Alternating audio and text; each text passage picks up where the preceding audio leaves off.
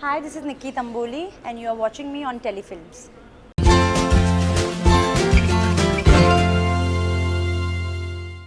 आज हमारे साथ है बहुत ही beautiful, gorgeous and hot Nikki Tamboli. First of all Nikki, welcome to our channel. Thank you. Like top 3, how does it feel जब टॉप 3 बन के आप बिग बॉस 14 के फिनाले में स्टेज में खड़ी थी? What was the feeling? I feel great, obviously, और आई नेवर फेल्ट कि इतने दूर तक मैं जाऊंगी, क्योंकि वापस आने के बाद मेरी गेम थोड़ी सी वीक पड़ गई थी. वो एक अपने आप को तो समझ में आता है कि हम कितने लैग बिहाइंड कर रहे हो, तो मुझे लगा नहीं था कि मैं टॉप 3 में पहुंचूंगी, क्योंकि मेरे कॉम्पिटिटर्स जो थे वो काफ़ी टफ थे. उन लोगों ने इंडस्ट्री में काफ़ी साल से काम किया हुआ था और मुझे बस 4 साल हो गए हैं. तो बट ठीक है, अपने फैंस का मैंने दिल जीता है, लोगों के दिल जीते हैं, हंसाया है, एंटरटेन किया है. उस वजह से अगर वो मुझे टॉप 3 में पहुंचाते हैं तो आई एम वेरी ग्रेटफुल.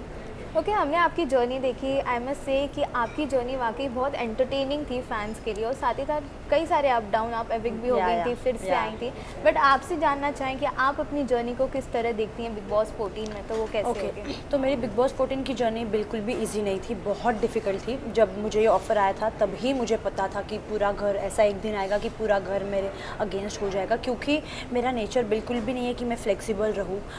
मैं एडजस्ट नहीं कर पाती हूँ किसी के भी साथ. और अब 15 लोगों अलग अलग टाइप के पर्सनालिटी है और मुझे पता है कि मेरी किसी से भी नहीं बनेगी, क्योंकि अब सी हर व्यक्ति को लगता है कि हम अलग हैं, लेकिन I am genuinely I feel कि आई एम यूनिक, क्योंकि जो मेरे स्टैंड्स होते हैं, जो मेरे डिसीजंस होते हैं, वो किसी से भी सहमत नहीं होते. मतलब आपका सपोज अगर आप मेरे दोस्त हो तो आपका सुन के मैं वो डिसीजन नहीं लूँगी. मैं वो समझूंगी, लेकिन करूँगी वही जो मेरे को सही लगता है. तो मुझे पता था इतने लोग आए हैं, इतना गर्दी है घर के अंदर, किसी से भी जमेगी नहीं.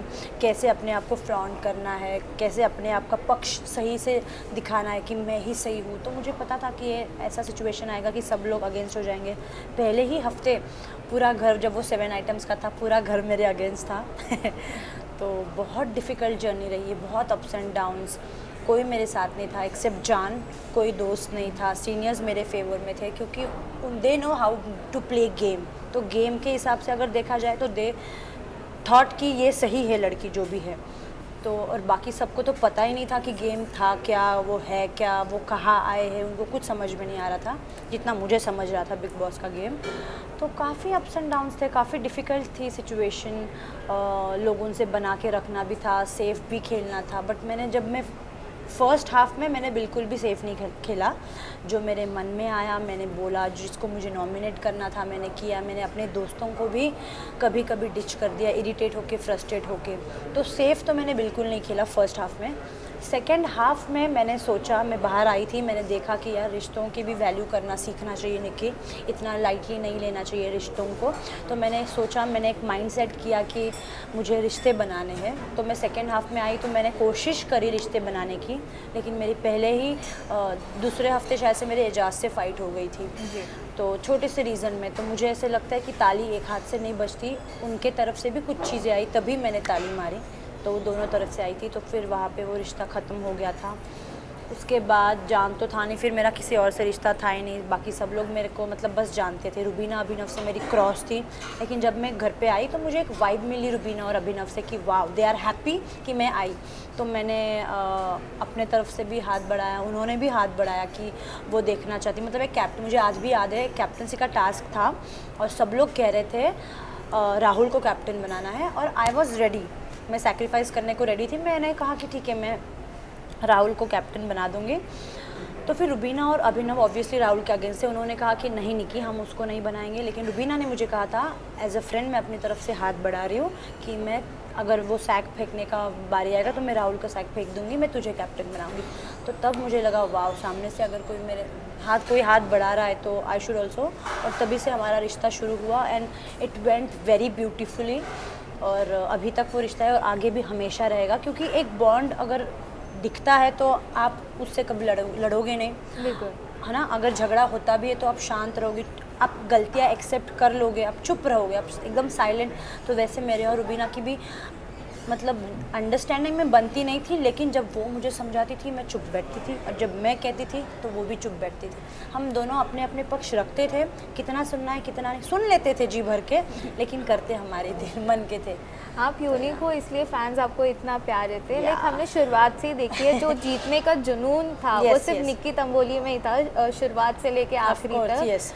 जब आप टॉप 3 में थी और रुबीना को एज अ विनर अनाउंस किया, व्हाट वाज द फीलिंग? आपको कहीं ना कहीं डिसअपॉइंटमेंट हुई?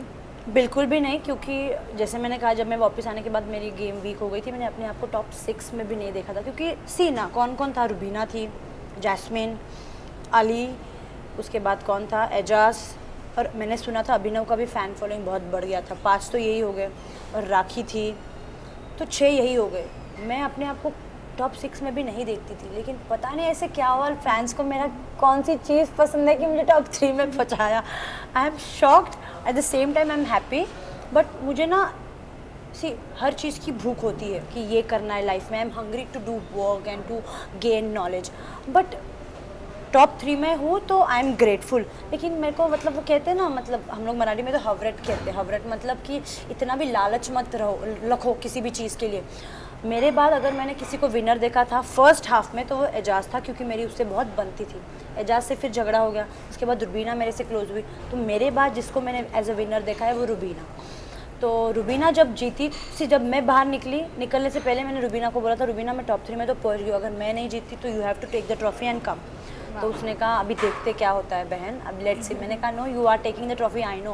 और मेरे बाद अगर मैंने किसी को विनर देखा है तो वो रुबीना को बहुत ज़्यादा खुशी हुई, बहुत ज़्यादा खुशी हुई मुझे। ओके, जैसे कि आपने कहा कि सेकेंड जो आपको सेकेंड इनिंग मिली थी बिग बॉस में, आपकी और रुबीना की काफ़ी अच्छी बॉन्ड बनी, सिस्टरहुड का एक बॉन्ड बना। तो रुबीना कितनी सपोर्टिव थी जो आपकी सेकेंड इनिंग जो बिग बॉस 14 में स्टार्ट हुई थी? तो रुबीना एक ऐसी बंदी है, वो फ्रेंडशिप को और रिलेशनशिप को बहुत अच्छी तरह से समझती है और उसे संभाल के रखती है। She don't want to lose उसके जो क्लोज होते हैं, ठीक है। तो रुबीना कहती है कि अगर उसका कोई दोस्त है, अगर वो गलत भी है, तो उसके फेवर में वो इतना बात करेगी कि गलत को भी सही वो कर देगी, वो दिखाएगी। She want to show like that कि आप गलत भी हो तो दुनिया के सामने वो आपको इंसल्ट नहीं करेगी, वो कहेगी कि आप सही ही हो। बाद में अकेले में आपको समझाएगी कि आप गलत थे, लेकिन आपका दिल कभी नहीं दुखाएगी।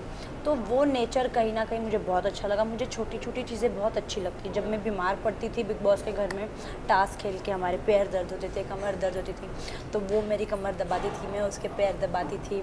She used to take care of me like a sister, like a mother. वो फीलिंग मुझे घर में किसी से नहीं आई।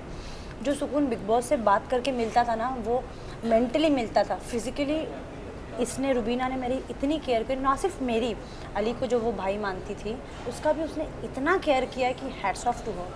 वाह। ओके, जान के साथ भी आपकी दोस्ती शुरुआत से रही, बीच में थोड़ा दोस्ती में अप एंड डाउन आए, अब क्या कुछ बॉन्ड आप जान के साथ शेयर करें? अभी तो हम बहुत अच्छे दोस्त बन गए। अभी यहाँ आने से पहले हम लोग बातचीत भी कर रहे थे। तो ही is a very sweet guy, काफ़ी जेन्युइन है।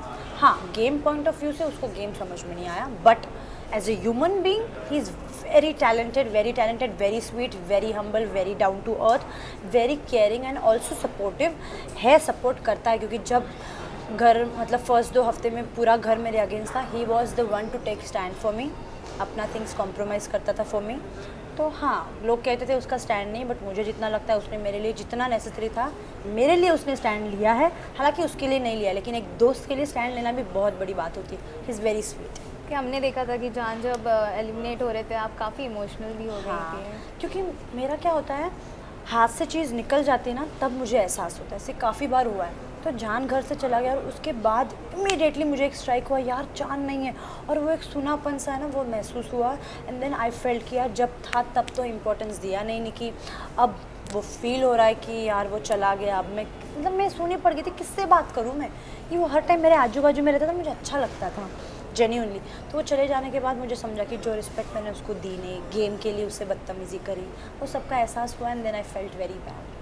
ओके, लाइक राहुल वैद्य ने भी काफ़ी कोशिश की थी आपसे दोस्ती बनाए रखने की बिग बॉस में, लेकिन ऐसा क्या हुआ जो आपके और उनके बीच में वो बॉन्ड नहीं शेयर कर पाए दोस्ती वाला? मुझे ऐसा लगता है राहुल वैद्य जो है, he is also nice human being, अच्छा गाता है, दिल का अच्छा है, बट उसको वीकेंड पे कहा गया था जमूरा। तो अब कहा ऐसे तो नहीं कहेंगे, मुझे भी तो कहा गया था थाली का बैंगन, क्योंकि समझ में नहीं आ रहा था ऑडियंस को कि कर क्या रही है, इधर भी नहीं उधर भी नहीं। तो वैसे उसको भी बोला था, क्योंकि उसको बोला था, मुझे ऐसे लगता है क्योंकि वो चाहता है कि हर व्यक्ति उसे सपोर्ट करे। जब वो कैप्टेंसी का टास्क था, वो बैग फेंकने वाला गुब्बारे का, वो हर किसी को जाके बोल रहा है कि मुझे कैप्टन बना। वो अपने बलबूते पे कुछ नहीं कर पा रहा था। आई अंडरस्टैंड, बहुमत लेना भी एक गेम है कि आपकी तरफ सब लोग आ रहे हैं, बट इतना बहुमत लिया। मैंने फर्स्ट गेम की वो तो तीर तो मैंने ही मारा था ना, मैंने किसी और का फेंका और फिर किसने, अर्शी ने उसको नहीं बनाया। तो मुझे अब ऐसे लगता है कि you should be very smart. आप सबको बहुमत दे रहे हो, आपको बना भी रहे हो, आप बहुमत में नंबर गेम में आप सबको इकट्ठा कर भी रहे हो, लेकिन एक बंदी है जो गेम कभी भी बिगाड़ सकती है, और मैंने वो किया। क्योंकि यार मतलब वो चाहता है कि हर वक्त उसका कोई ना कोई हेल्प करे। मेरी भी तो एक्सपेक्टेशंस थी कि मुझे भी आप बचाओ। स्टार्टिंग से मैंने उसको कभी नॉमिनेट नहीं किया, उसने मुझे 2 बार नॉमिनेट किया, ये कहते हुए कि वो मुझे टॉन्ट मारती है। यार मतलब आप दोस्त बोलते हो और फिर आप उसी दोस्त को नॉमिनेट करते हो। नॉमिनेशन का मीनिंग है कि घर से बेघर होना। मतलब आप दोस्त, अगर दोस्त है तो आप कैसे चाहोगे ना कि आप घर से चले जाओ, जो मैंने कभी नहीं चाहा उसके लिए। मैंने हमेशा उसको बचाया है, और मुझे नहीं लगता बचाने के बाद भी उसने मेरे साथ बैठ के कभी, ही वॉज नेवर थैंकफुल कि यार तूने मुझे बचाया। हालांकि जनता थे उसके लिए बाहर, आई न्यू इट, और उसको भी पता था कि उसकी जनता है, बट एक दोस्त भी तो होता है कि यू नो एक दोस्त ने बचाया तो उसको how you should be thankful to her. एक जेस्चर होता है, वो वाइब मुझे उससे कभी आई नहीं। वो स्वीट जेस्चर जो मुझे रुबीना से आई, वो मुझे राहुल वैद्य से ऑनेस्टली नहीं आई। Even if he is a nice guy, of course he is, but वो एक वाइब नहीं आती। तो फिर मुझे लगा यार मैं खुश नहीं रह पाऊँगी ऐसी दोस्ती में। तो मुझे लगा कि मैं कितना हेल्प करूँ। तो आई वॉज लाइक, मैंने फिर पीछे हट गई थी कि बस हो गया यार। क्योंकि दोस्ती की बात चल रही है, तो अली से भी कहीं ना कहीं आपकी दोस्ती हमने देखी थी, अब क्या कुछ है अली की? अली से ना दुश्मनी थी ना सच में दोस्ती थी। अली से मैं जुड़ी हुई थी जस्ट बिकॉज ऑफ गेम, क्योंकि टास्क आता था और टास्क में अपना 100% इन्वॉल्वमेंट देती थी। अब जब वो लास्ट टास्क था वैलेंटाइन डे का, जो गुब्बारे फोड़ने थे, तो उसमें मेरा इन्वॉल्वमेंट विद अली था, क्योंकि it was only for the task था, इसीलिए मैं उसका फोड़ रही थी, उसे एंटरटेन बना रही थी। क्योंकि राखी ने हार मान ली थी, वो कह रही थी कि मैं कुछ करूँगी नहीं, तो मुझे उस गेम को बस एंटरटेनिंग बनाना था, इसीलिए मैं उसके साथ कर रही थी, उसके गुब्बारे फोड़ रही थी, उसके पीछे भाग रही थी। At the same time he is a very nice guy, I like him. उसका जो नेचर है, अपफ्रंट होकर जो गेम खेलता है और जो बोलता है डंके की चोट पे बोलता है, तो मुझे वो नेचर वाले लोग पसंद है, और मैंने उसको जेन्युइनली लाइक किया है।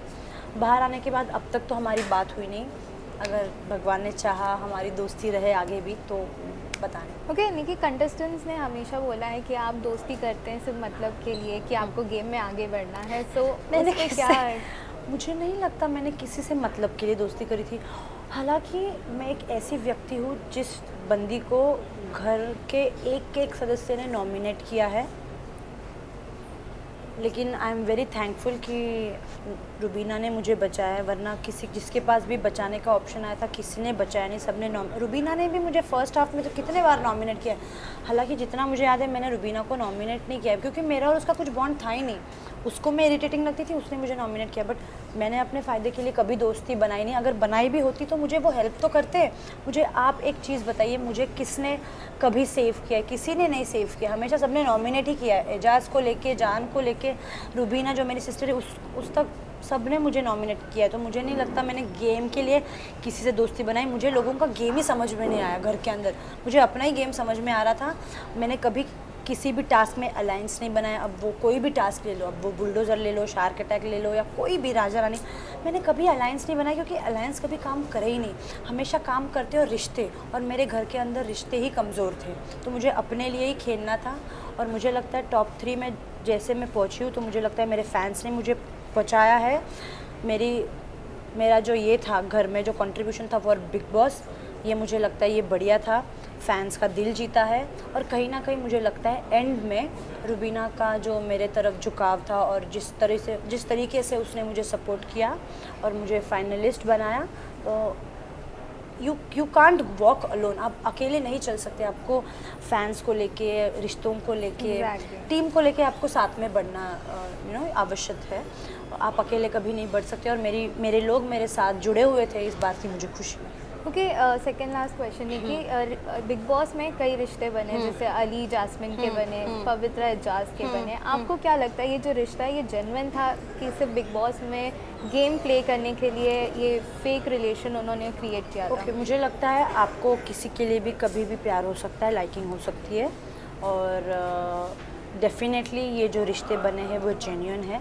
मुझे बिल्कुल भी नहीं लगता ये फेक रिलेशन है या फेक दोस्ती है। दोस्ती पहले से थी अली और जैस्मिन की, अब तो एक दूसरे के प्यार में भी है, तो obviously it's genuine, it's very nice. और एजाज और पवित्रा का भी लाइकिंग एक दूसरे के लिए था, अट्रैक्शन था, लाइकिंग था, अब प्यार में वो कन्वर्ट हो गया, तो obviously it's also genuine. Okay, lastly Nikki, what you have to say to all the fans, because हमने आए दिन देखा ट्विटर पे आप ट्रेंडिंग करती रहती हैं, फैंस को क्या कहना है और क्या कुछ आने वाले प्रोजेक्ट पे अब आप वर्क ऑन कर रहे हो? मुझे अपने फैंस को यही कहना है कि आप लोगों ने जिस तरह से मुझे सपोर्ट किया, प्यार किया, मैं जिस तरह से आपके दिलों में बसी हुई हूँ वैसे ही मैं बसी रहूँगी आगे भी। आपको मैं जितना एंटरटेन कर सकती हूँ, जितना हंसा सकती हूँ उतना हंसाऊँगी। मैं आप लोगों से बहुत प्यार करती हूँ, मुझे आप लोगों ने ही बनाया है। Without my fans I am nothing. मैं बस हार्ड वर्क कर सकती हूँ, वो वर्क को आप लोग अप्रिशिएट करोगे, आप लोग उसको यहाँ से यहाँ तक लाओगे, तो my fans are very important part of my life. और आने वाले दिनों में you will see me in music videos, hopefully you will soon see me in movies, so just wait for it and keep loving me. I love you a lot. Wow, thank you so much. Thank It you. was amazing having a conversation with you. Thank you so much. Thank you. Hi, this is Nikki Tamboli and you are watching me on Telefilms.